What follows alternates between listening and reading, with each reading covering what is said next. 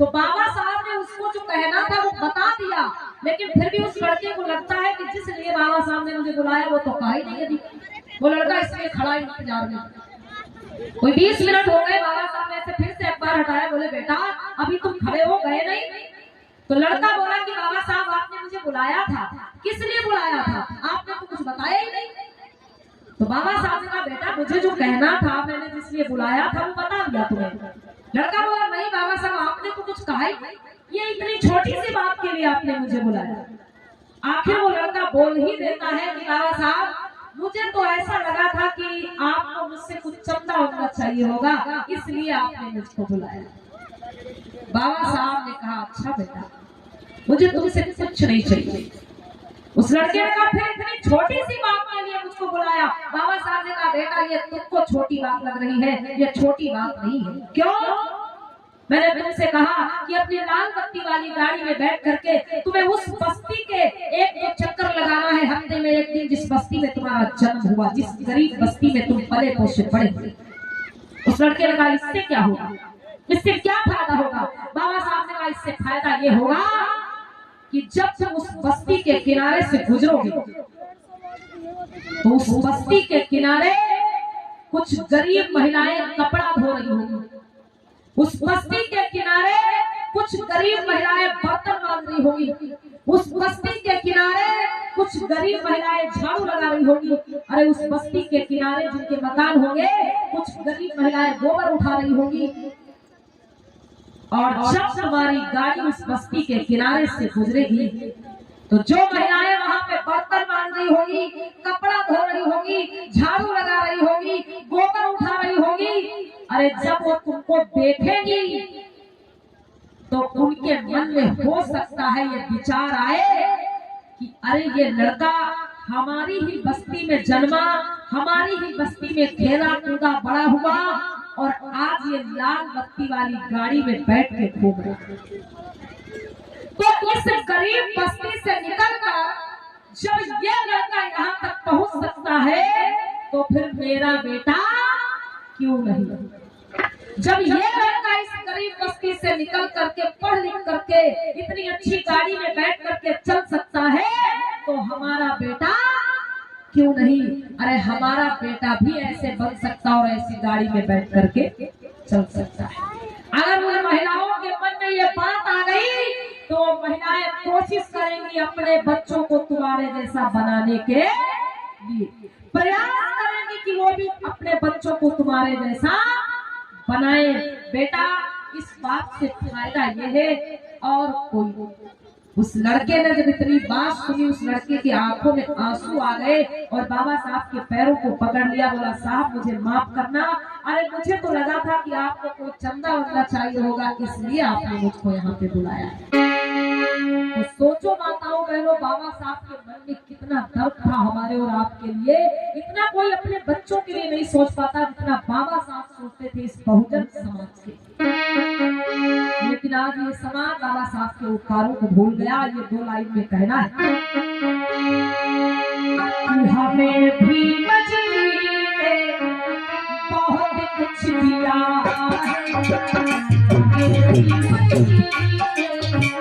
बहुत कुछ दिया।